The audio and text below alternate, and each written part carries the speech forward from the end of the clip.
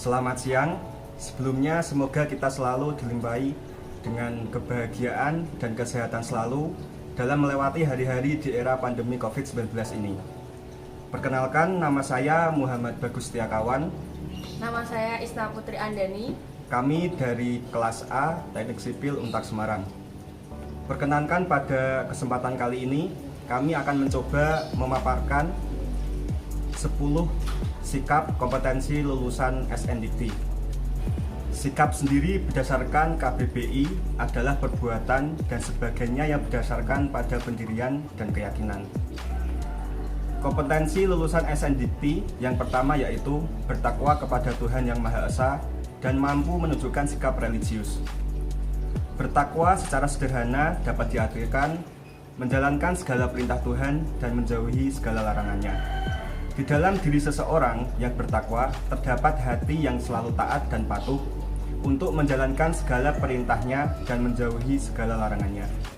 Kemudian, sikap religius sendiri itu adalah sikap yang bersifat keagamaan atau religi tertentu. Berarti dapat diambil kesimpulan bahwa bertakwa kepada Tuhan Yang Maha Esa dan mampu menunjukkan sikap religius adalah ketika seseorang yang taat dan menjalankan segala perintah Tuhannya juga dapat memanifestasikan ajaran-ajaran agamanya tersebut dalam kehidupan sosial sehari-hari, yang dimana tentunya setiap ajaran agama mengajarkan suatu kebaikan dan kasih sayang. Sebagai contohnya, yang pertama ada rajin ibadah sesuai agama dan keyakinan masing-masing, kemudian tidak suka membicarakan keburukan tetangga. Yang ketiga, tidak mencampuri urusan rumah tangga orang lain, semisal dengan menggosipkannya atau mengada-ada suatu hal. Kemudian sikap yang kedua yaitu menjunjung tinggi nilai kemanusiaan dalam menjalankan tugas berdasarkan agama, moral, dan etika. Nilai kemanusiaan sendiri adalah sebuah nilai, sifat-sifat atau hal-hal yang penting dan berguna bagi manusia yang berlandaskan harkat dan martabat manusia selaku makhluk ciptaan Tuhan Yang Maha Esa, yang sama derajatnya, sama hak dan kewajibannya, tanpa membeda-bedakan suku, ras, agama.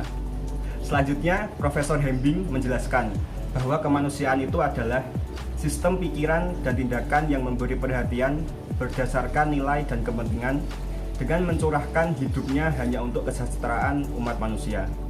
Sedangkan menurut Art Ong, Jumsai, dan Na Ayudhya dalam kutipannya tahun 2008, bahwa nilai-nilai kemanusiaan atau human values terdiri dari 5 pilar, yaitu kebenaran, kebajikan, kedamaian, kasih sayang, dan tanpa kekerasan. Jadi dapat ditarik kesimpulan bahwa menjunjung tinggi nilai kemanusiaan dalam menjalankan tugas berdasarkan agama, moral, dan etika berarti setiap melaksanakan tugas atau tanggung jawab, jika dalam pelayanannya melibatkan orang lain, tidak boleh membeda-bedakannya, harus diperlakukan dengan adil tanpa suatu diskriminasi apapun. Kemudian untuk contohnya yang pertama, tidak melakukan kekerasan terhadap orang lain. Yang kedua, tidak main hakim sendiri, karena segala sesuatunya harus dilakukan maupun diadili melalui hukum yang berlaku. Dan yang ketiga, tidak boleh bersikap rasis dengan melakukan body shaming misal, karena hanya perbedaan warna kulit atau perbedaan bentuk mata. Yang ketiga, berkontribusi dalam peningkatan mutu kehidupan bermasyarakat, berbangsa, bernegara, dan peradaban berdasarkan Pancasila. Berkontribusi dalam peningkatan mutu berarti berusaha untuk meningkatkan kualitas hidup baik diri sendiri, orang lain, bahkan negara berdasarkan nilai-nilai Pancasila. Contohnya adalah yang pertama, mengadakan seminar atau konsultasi parenting secara gratis. Kedua, menyadarkan masyarakat pentingnya pendidikan seks sejak dini. Yang ketiga, menyadarkan masyarakat pentingnya kesehatan mental. Dan sikap yang keempat, berperan sebagai warga yang bangga dan cinta tanah air, memiliki nasionalisme serta rasa tanggung jawab pada negara dan bangsa. Nasionalisme Bangga dan cinta tanah air berarti suatu usaha untuk mewujudkan kasih sayang dan kecintaannya akan tempat kelahirannya. Sedangkan tanggung jawab terhadap negara dan bangsa adalah bentuk kesadaran bahwa kita mengemban tugas untuk memajukan negara kita, baik dari segi ekonomi, kehidupan sosial, menciptakan lingkungan hidup yang aman dan nyaman untuk siapapun. Contoh yang pertama, membangun usaha, kemudian menyerap tenaga kerja lokal. Yang kedua, menghormati tetapi memberikan saran dan kritik yang membangun terhadap pemerintahan yang berlaku. Yang ketiga, tidak boleh mengeruk kekayaan alam negara semata-mata untuk kepentingan pribadi. Kemudian sikap yang kelima yaitu menghargai keanekaragaman budaya, pandangan, agama, dan kepercayaan, serta pendapat atau temuan orisinil orang lain. Menghargai keanekaragaman dapat dikatakan menghormati setiap pilihan orang lain karena hal tersebut merupakan ranah otoritas pribadi yang tidak boleh diintervensi oleh orang lain, dan juga kesadaran bahwa manusia terlahir dengan keunikannya masing-masing. Sebagai contoh, yang pertama, tidak melakukan plagiasi karya orang lain. Kemudian, mayoritas tidak boleh memaksakan kehendaknya dan semena-mena terhadap minoritas. Kemudian, tidak mengusik ibadah orang lain, misalnya dengan membom atau sejenisnya. Kemudian, untuk sikap yang keenam yaitu bekerja sama dan memiliki kepekaan sosial serta kepedulian terhadap masyarakat dan lingkungan. Kerjasama adalah suatu kegiatan yang dilakukan secara bersama-sama untuk mencapai tujuan bersama. Sedangkan kepekaan adalah suatu perasaan yang mudah terangsang dan tidak lalai. Jadi, bekerja sama dan memiliki kepekaan sosial serta kepedulian terhadap masyarakat dan lingkungan adalah berusaha untuk mewujudkan suatu tujuan bersama dengan dilakukan pula secara bersama-sama serta untuk terus mengasah rasa atau kepekaan atau kepedulian diri. Untuk contohnya yang pertama, ikut berpartisipasi dalam kegiatan kerja bakti lingkungan. Kemudian, saling tolong-menolong antar tetangga jika salah satunya dalam keadaan susah atau mendapat musibah. Kemudian, ikut dan aktif kegiatan kumpul Karang Taruna. Selanjutnya, sikap yang ketujuh yaitu taat hukum dan disiplin dalam kehidupan bermasyarakat dan bernegara. Taat hukum dan disiplin adalah menaati peraturan hukum yang berlaku di Indonesia atau negara yang didiami. Contohnya adalah 1. Membayar pajak, 2. Tidak melanggar rambu dan marka lalu lintas, yang ketiga tidak merampas hak milik orang lain.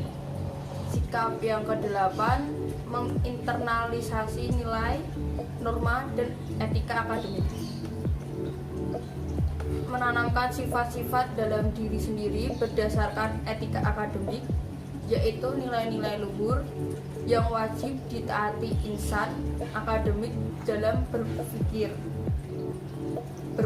berperilaku, bersikap, bertindak, baik sebagai seorang intelektual guna mengemban tugas-tugas keilmuan. Etika akademik mengandung nilai-nilai universal yang berkaitan dengan kejujuran, keterbukaan, objektif, saling menghormati, dan tidak berlaku diskriminatif. Contohnya yaitu 1. Mengerjakan ujian secara mandiri tidak menyontek.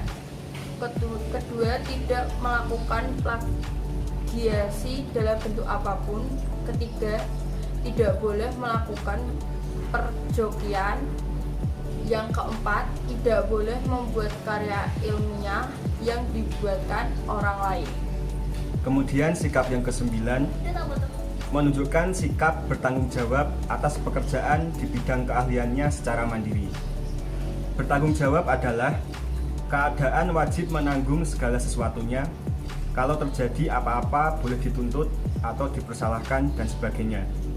menunjukkan sikap bertanggung jawab atas pekerjaan di bidang keahliannya secara mandiri, dapat diartikan menyelesaikan segala tugas yang telah diemban serta mau untuk menanggung jika terjadi suatu kesalahan tanpa menyalahkan orang lain. Sebagai contoh yang pertama, menyelesaikan pekerjaan tepat waktu. Kemudian, tidak melemparkan masalah kepada orang lain, padahal hal tersebut merupakan tanggung jawabnya sendiri. Kemudian, berani untuk menanggung suatu masalah walaupun berdampak tidak menguntungkan bagi diri sendiri, karena mau bagaimanapun hal tersebut memang tanggung jawab diri sendiri. Sikap yang terakhir yaitu menginternalisasi semangat kemandirian, kejuangan, dan kewirausahaan. Menanamkan sifat untuk mandiri secara ekonomi bisa dengan jalan berwirausaha. Contohnya yaitu 1. Saat kuliah mencari pekerjaan freelance untuk membiayai biaya kuliah sendiri. 2. Saat sudah bekerja tetap mendirikan usaha bisnis sampingan. Yang 3. Berusaha untuk mengatur keuangan secara mandiri dan mengalokasikannya dan memprioritaskannya untuk hal-hal yang penting terlebih dahulu. Sekian dari kami, kurang lebihnya mohon maaf. Semoga bermanfaat untuk kita semua. Terima kasih, selamat siang, sampai jumpa di tugas-tugas yang berikutnya.